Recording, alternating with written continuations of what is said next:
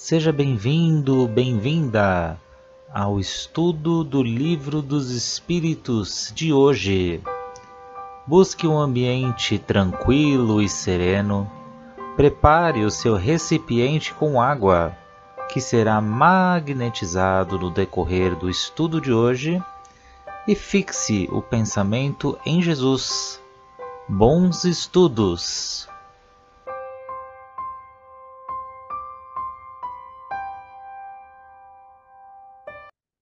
Olá a todos, sejam todos muito bem-vindos aqui ao nosso grupo de estudos do Livro dos Espíritos, esse livro base. E hoje vamos dar continuidade aqui onde estamos no livro segundo, no capítulo 8, que está falando da emancipação da alma. E hoje vamos aqui para o item 4, que vamos falar da letargia, da catalepsia, que é a morte aparente. E para nós começarmos os nossos estudos de hoje, vamos fazer a nossa prece de gratidão. Nossa gratidão a Deus, a nossa gratidão aos mentores que nos acompanham nessa jornada terrena, no estudo do livro, nosso anjo da guarda, que sempre está conosco nessa caminhada, a Nossa Senhora Mãe Santíssima, que nos envolve todos os dias com seu manto azul de luz. E a seu Filho, nosso Mestre Jesus, que com certeza sempre está conosco com a sua luz, com seu amor e com o seu carinho. E com muita gratidão, pedimos licença para adentrarmos as questões de hoje, rendendo graças a Deus. E hoje vamos então na 422, que vamos falar da letargia, catalepsia e morte aparente. Então, só para a gente trazer um pouco o conceito da letargia, a letargia é aquele estado de inconsciência, onde o espírito está naquele sono profundo. E a catalepsia é, é uma doença rara, onde os membros eles ficam rígidos, eles ficam endurecidos. Então, tanto a letargia quanto a catalepsia dá a impressão de que realmente está numa morte, mas uma morte ali aparente. Então, aqui na 422, o Kardec pergunta: os letárgicos e os catalépticos veem e ouvem geralmente o que se passa em torno deles, mas não podem manifestá-lo. É pelos olhos e os ouvidos do corpo que o fazem? E a espiritualidade responde: não, é pelo espírito. O espírito está consciente, mas não pode comunicar-se. Então, aqui, o corpo de um letárgico ou de um cataléptico, eles ficam ali parados. Os órgãos, eles não participam desse movimento, porque aí é o corpo físico. O corpo físico que ele vai ter essa morte aparente. E o espírito desprende e fica consciente. O que fica inconsciente é do nosso corpo físico. Agora, o espírito, ele fica consciente, porém, ele não consegue se manifestar com o corpo físico. É como que se aquela sensação, não sei se vocês já tiveram, aquela sensação de sonho, não sonho, que você quer falar e não consegue. Você quer falar e ninguém te ouve. Então, é o espírito, ele vai ficar dessa mesma forma. Ele vai querer se comunicar, mas não consegue, porque o corpo está inerte. É, e assim, através da visão e da fala, então ele não vai ter esses órgãos para poder se comunicar. E aí, na questão 422A, Kardec pergunta: por que não pode comunicar-se? E os espíritos respondem: o estado do corpo se opõe a isso. Esse estado particular dos órgãos vos dá a prova de que existe no homem alguma coisa além do corpo, pois o corpo não está funcionando e o espírito continua a agir, que é exatamente o que eu acabei de falar. O corpo não funciona, mas o espírito ele continua a agir. Esses órgãos, eles não vão conseguir ali trabalhar. Vocês vão lembrar da passagem que tem na Bíblia, a parte de Lázaro. Lembra que Lázaro teve essa letargia e Marta e Maria é, foram avisando e Jesus ele demorou alguns dias ali para chegar até Lázaro, mas Jesus, ele já sentia que Lázaro ele não tinha morrido, ele não estava morto, mas todos achavam que Jesus estava chegando até tarde demais ali, né? Porque Lázaro ele já estava ali no túmulo, já estava com aqueles rituais que, né? E alguns até diziam que já estava cheirando, né? O corpo. Portanto, Jesus ali ressuscita Lázaro, porque ele estava nesse estado de letargia. Então, ali o espírito, ele continua livre, ele vê toda a sua volta, porém o corpo físico é que mantém essa morte aparente. Então, o estado de Lázaro ali é muito bom como exemplo para a gente trazer aqui, porque ele passou por esse estado de letargia. Eu não sei se vocês têm conhecimento, mas e também naquela época não se tinha também toda a tecnologia que temos hoje, a medicina avançada, para detectar essas mortes, que não eram exatamente, né, a morte em si, mas era uma morte aparente. Tanto que em alguns cemitérios na Europa, eles começaram a colocar na época no túmulo um sino e colocavam um cordãozinho ali dentro do caixão, porque se o espírito acordasse, ele podia puxar e o sino tocava e aí iam saber, né, que ali o espírito estava acordado, né, que a pessoa estava acordada, acordou, que não era realmente uma morte em si. E já vi também muitos relatos de que quando abre-se o caixão, muitas pessoas veem até ranhuras, né, no caixão. Então, assim, hoje, graças a Deus, a gente já tem aí uma medicina mais avançada nesse sentido, mas antes acontecia muito das pessoas serem enterradas vivas, infelizmente, né? Então, foi isso que eu entendi aqui, gente.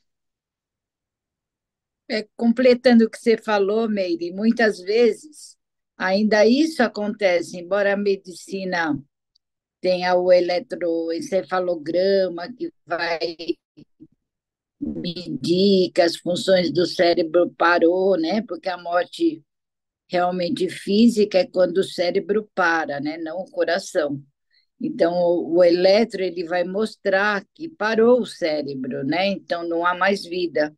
Mas em muitos lugares, a pessoa chega a morrer em casa, ou lá, as pessoas sim são enterradas vivas, né? Há relato até de atores famosos, né? Que aconteceu isso que você falou dos arranhados. Eu acho que isso acontece mais no caso da letargia, né? Que é bem total a parada dos órgãos, né? É interessante. A questão do Lázaro também. Provavelmente, que noções eles tinham naquela época? Nenhuma, né? Então, Jesus curava, Jesus, né? O espírito maior é que se percebeu, né? Que não era uma morte física. Isso mesmo. Vamos seguir aqui. Vamos? 423. Pergunta: na letargia, o espírito pode se separar inteiramente do corpo, mas de maneira a dar-lhe todas as aparências da morte e voltar em seguida. Então, ou seja, está perguntando, né, se pode morrer, voltar, né? Lembrando que todas essas questões foram feitas em 1850, 60, né? Então, diante dos conhecimentos que existiam naquela época. A resposta. Na letargia, o corpo não está morto, já que há funções que permanecem. A vitalidade aí está em estado latente, como na crisálida, mas não está aniquilada. Ora, o espírito está unido ao corpo, tanto que ele vive. Uma vez rompidos os laços pela morte real e a desagregação dos órgãos, a separação é completa e o espírito aí não retorna mais. Quando um homem que tem as aparências da morte retorna à vida, é porque a morte não havia completado. Então, todos esses exemplos aí que a Meire trouxe, né, de letargia do Lázaro, né, acho que para quem estuda a Bíblia mais conhecida, fatos, né, de exumações que foram feitas e o cadáver estava em outra posição. Então, quer dizer, é algo assim que não existe, né? Então, por mais que a Suzele comente ali das tecnologias, para perceber se as funções do cérebro estão funcionando ou não, é um indício, né, de morte corporal. Mas, de fato, o que define mesmo a morte é a separação do espírito com o corpo. A hora que existe essa, vamos dizer assim, quando o fluido vital acaba e quando o espírito se desprende ao corpo, aí não tem como mais o corpo voltar. A gente viu numa questão anterior, em questões anteriores, que o corpo até por um tempo até pode ter alguns movimentos, mas são movimentos mecânicos, né, oriundos de contraturas musculares, que seja. Mas de fato a morte mesmo, é quando se esgota o nosso fluido vital e o espírito se despede do corpo.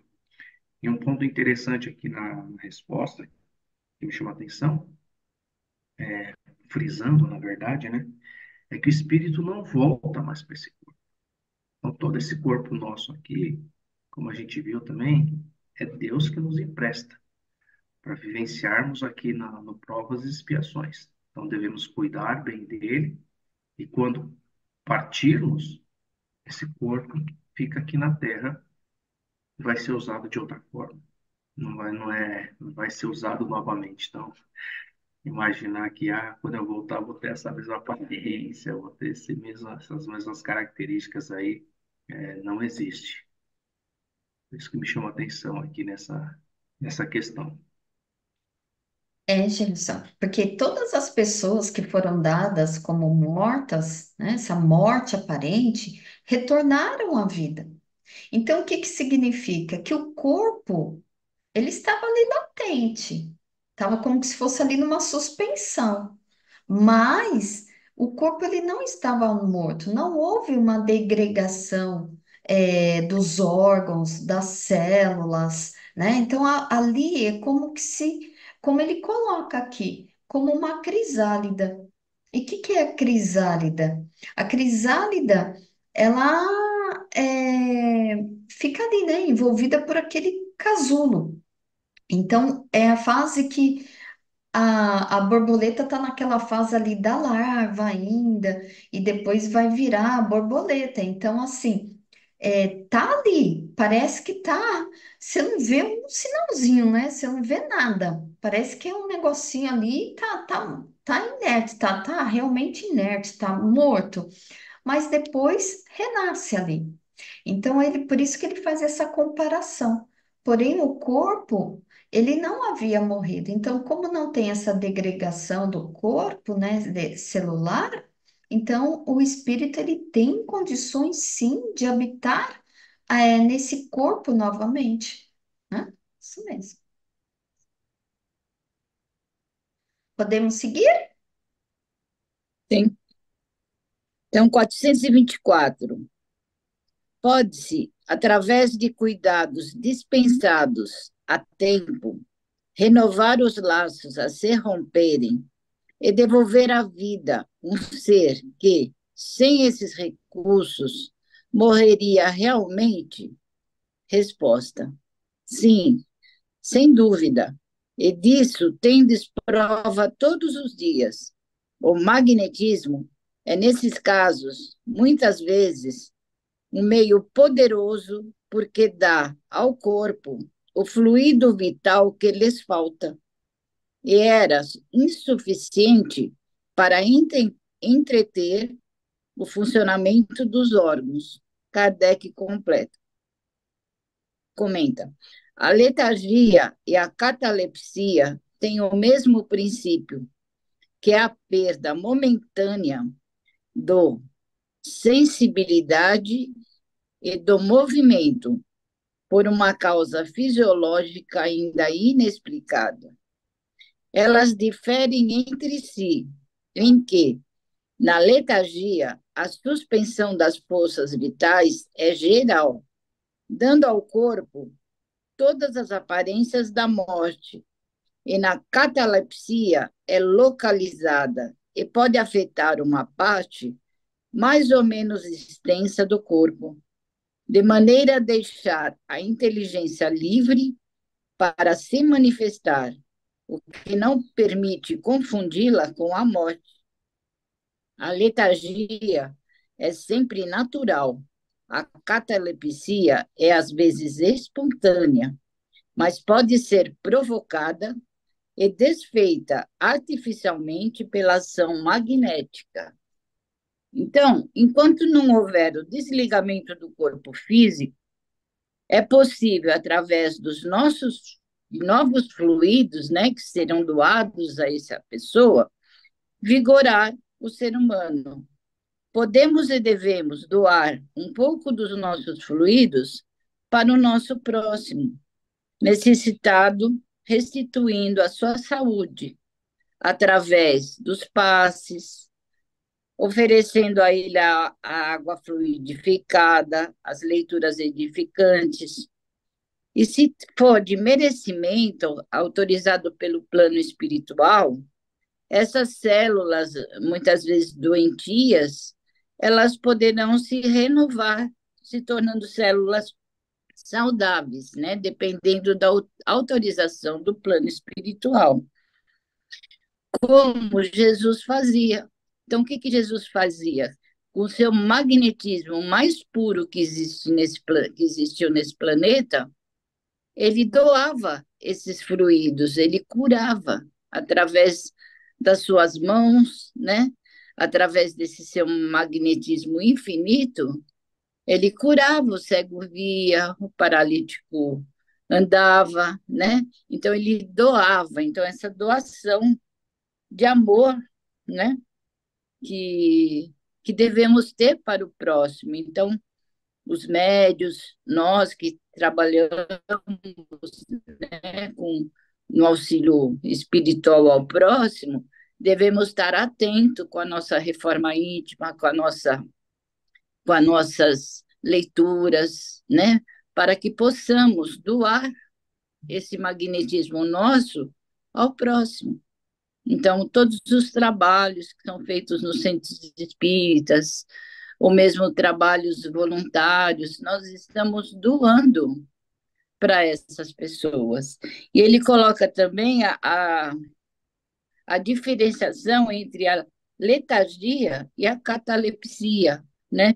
No sentido de que na letargia ela é completa, ela é ainda não muito estudada, né?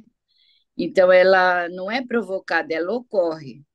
E no caso da catalepsia, há um congelamento, uma paralisação de alguns órgãos, não geral, né? De alguns órgãos que poderá ser provocado muitas vezes por doenças, por drogas, inclusive por obsessores, né, que induz essa paralisação desses órgãos. Então, uma vez tratado através dos tratamentos espirituais, não só do espiritismo, né, mas de várias outras religiões, ou através do reiki, né, tudo isso poderá ah, ajudar, se houver merecimento, é claro, essa pessoa retornar a um estado normal, né? Um estado melhor. Então, eu acho assim, a gente que trabalha dentro do espiritismo, mais uma vez a gente tem que se conscientizar. Somos luzes ao próximo e temos essa missão, viemos com essa missão de ajuda ao próximo. Então, temos que não ter o orgulho de achar que temos algum merecimento, não cobrar pela ajuda, né, como tantos outros fazem, ah, doarmos realmente esse amor, um pouco do nosso fluido, sem orgulho, com muita humildade, né, e sem esperar uma recompensa, tomando muito cuidado na, fazendo a nossa reforma íntima. Foi isso que eu entendi dessa questão. Tá? É isso mesmo, Suzeli. Bem explicadinho aí. É interessante essa questão, porque aqui nos relembra que a, a nossa energia vital é também duradoura ou não, de acordo com como a gente vive, de acordo com as nossas ações, de acordo com as nossas atitudes aqui. Então, pode sim ser reposto através do magnetismo, como você lembrou, através do passe, através das terapias complementares, através de um reiki, de uma homeopatia, de um floral. Então, tudo isso vai auxiliar naquele corpo mais debilitado. E como você falou, Kardec aqui, ele colocou, né, a catalepsia, a letargia, que elas têm, assim, a mesma origem, que é a perda temporária da sensibilidade do corpo. Embora a letargia fica naquele estado realmente de morte aparente, a catalepsia, ela pode apenas afetar alguns membros. E como você falou, Suzeli, um exemplo é quando se tem obsessores. E qual é um bom remédio, né, para quando vai tratar obsessores? É o passe, um tratamento espiritual. A gente vê o quão a pessoa melhora, se recupera, né, através dessa reposição, através do magnetismo. Porque o que é isso também? A obsessão é o magnetismo, só que é um magnetismo inferior. Porque tudo é energia, depende muito de como é canalizada, né? Se vai ser boa, se vai ser ruim. Podemos seguir?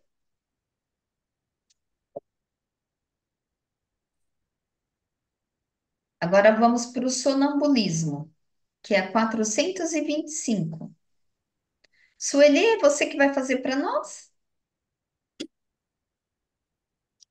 Seu áudio está fechado.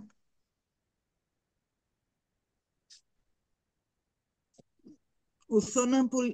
Pergunta 425. O sonambulismo natural tem relação com o sonho? Como explicá-lo?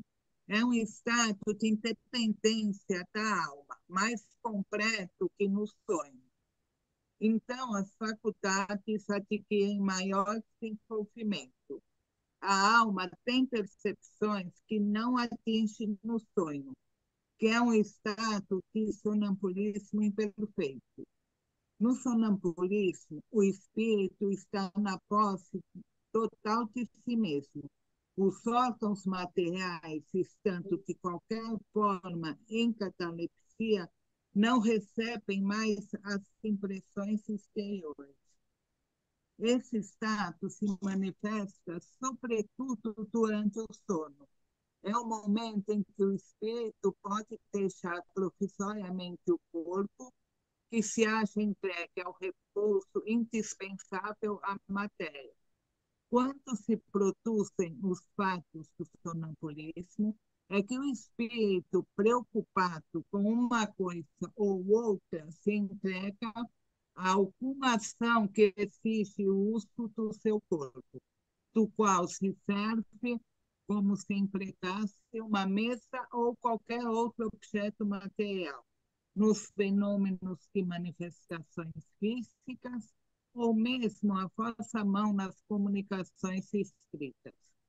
Nos sonhos de que se tem consciência, os órgãos, inclusive os de memória, começam a despertar e recebem imperfeitamente as impressões produzidas pelos objetos ou as causas exteriores, e as comunicam ao espírito que, também se encontrando em repouso, só percebe sensações confusas e frequentemente fragmentárias, sem nenhuma razão de ser aparente, misturadas que estão de fracas recordações, seja dessa existência, seja de existência anteriores.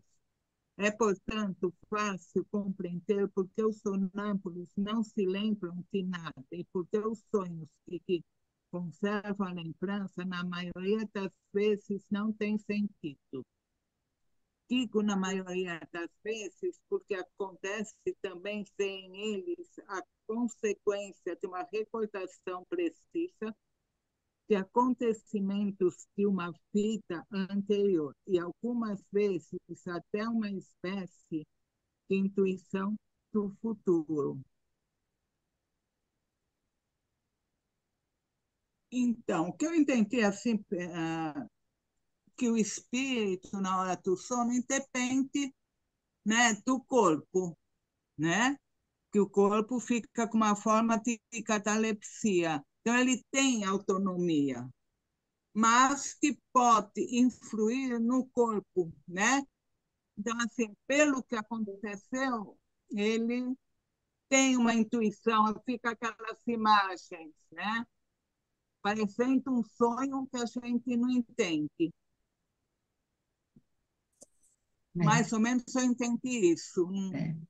Aqui o sonambulismo, que é o item 5 que nós estamos, o sonambulismo natural é aquele que não é provocado pela hipnose. O que é a hipnose? É quando você induz, é um processo que você vai semelhante ao sono. Então, esse sonambulismo aqui natural, que é o que Kardec pergunta, porque ele pergunta: o sonambulismo natural tem relação com os sonhos? Como se pode explicar? Então, no sono, a alma, ela também se desprende ali do corpo. Só que não tem tão evidente, não é tão evidente como no estado do sonambulismo, que se desprende com mais facilidade. É quando você está naquele sono profundo mesmo. E tem uma maior, liberdade de ação esse espírito. E nesse estado, o espírito, ele se sente mais liberto, nesse estado de sonambulismo. O corpo físico, ele está repousando. O espírito, ele vai se libertar, e aí é naquele momento que ele vai ter ali as experiências no plano espiritual. E ele, nesse momento, ele pode relatar o que está vendo. Ele pode relatar com quem está conversando, o que está ali aprendendo, por onde está passando, o que está vendo. Então, esse sonambulismo, ele é muito também utilizado para os processos também, que vai para o processo de cura também. Essa informação vem ao encontro da informação também da medicina, que quando o corpo físico, assim, ele está mais preocupado, né, com alguma coisa. Então, tem surtos sonambúlicos, sabe? Então, a medicina ela já explica isso, que é de acordo também com o que você está vivendo, com a sua realidade. Então, e que andam pela casa, fala. Quantas vezes a gente não vê relato? Então, às vezes, vai muito de acordo com o que a pessoa está vivendo no momento. E esses fenômenos aqui, né, do sonambulismo, esses fenômenos que ele se mexe, levanta, anda, ele está usando o corpo físico como um objeto. Então, por isso que ele fala aqui, ó, quando se produzem os fatos do sonambulismo, é que o espírito, preocupado com alguma coisa ou outra, se entrega a alguma ação que exige o uso do seu corpo. Então, aqui ele faz essa comparação, né? Que é como que se usasse um objeto. Então, ali no caso, o que ele usa é o quê? O objeto é o corpo. Por isso que o sonâmbulo, às vezes, né, tem pessoas que é muito sonâmbulo e tem que trancar a porta, tirar a chave, né? Porque senão sai andando mesmo. Então, essa mescla que ele fala aqui, ele é, se dá no sonho. Porque vem a recordação, vem o que passou no dia a dia, com as recordações também de vidas passadas, com as experiências que viveu no sono. Por isso que às vezes você pergunta para alguém: o que que você sonhou? Ai, não lembro, não sei. E às vezes, quando lembra, é uma mistureba, né, gente? Aí vem tudo assim, embaralhado, né? Vem uma mistura, aí a pessoa fala, ah, eu estava aqui, aí eu vi, vem outra pessoa, aí vem fulano, aí outro não conheço. Então vem essa mescla que eu entendi que é isso que ele fala aqui também, ó, que só percebe sensações confusas e frequentemente estão de vagas recordações. Então vem essa mescla aí de tudo isso, porque quando retorna, fica essa confusão das lembranças, das memórias, e não se lembra porque o corpo físico, ele não participou. Porque o corpo, o que que acontece com o nosso corpo? Nosso corpo físico fica ali. Quem vai andar, passear, visitar, estudar, fazer as experiências no astral é o nosso espírito. O nosso corpo está lá. Então, por que que acontece tudo isso? Porque o nosso corpo físico estava ali. Então, quando a gente fala o nosso corpo físico não estava participando daquelas experiências, o nosso cérebro também não. Porque o cérebro faz parte aqui do corpo físico. Então, por isso que também não se lembra o que estava atuando no momento sonambúlico. Enquanto está no transe, ele consegue sim se comunicar, você consegue falar com o sonâmbulo, ele vai passando essas experiências pelos quais está passando, mas quando retorna normalmente, ele não se lembra, não vai se lembrar, porque o cérebro ele não fez parte dessa experiência. O corpo é como fica semelhante ao da catalepsia, fica ali, né, inerte. É isso que eu entendi, gente. Também a gente está chegando bem ao finalzinho, mas temos aí 2 minutinhos. Então, acho que só para completar, né, cientificamente já foi bastante estudado, né, o sonambulismo.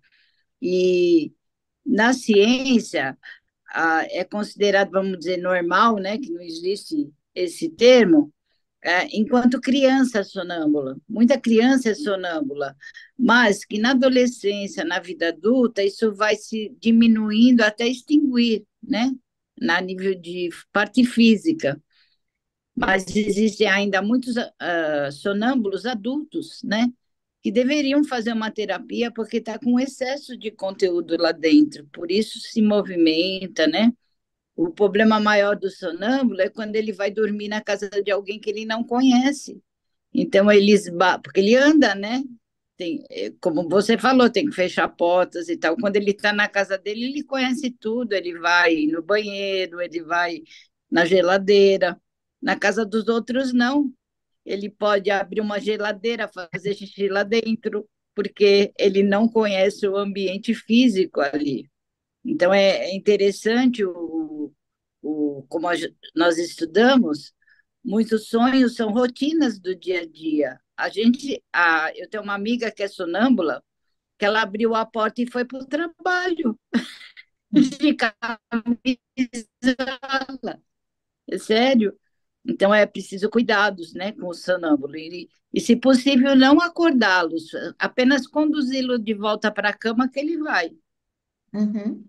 né? E se ele pergunta alguma coisa, muitas vezes ele responde. Aí está o perigo do marido e esposa, né? Está aí o perigo. E muitas vezes é uma pessoa que não tem nada a ver com a realidade. Hoje a gente sabe, né, das vidas passadas. Se é o nome de uma mulher na boca de um marido, só brincando, pode dar uma encrenca danada. Né? Mas o tempo vai se voltar, né? Ainda para Sim, comentar. sim, na próxima semana a gente volta a esse estudo. Que fiquemos com a luz de Jesus em nossos lares e em nossos corações, gente. Até o próximo encontro com fé em Deus. Sim. Até.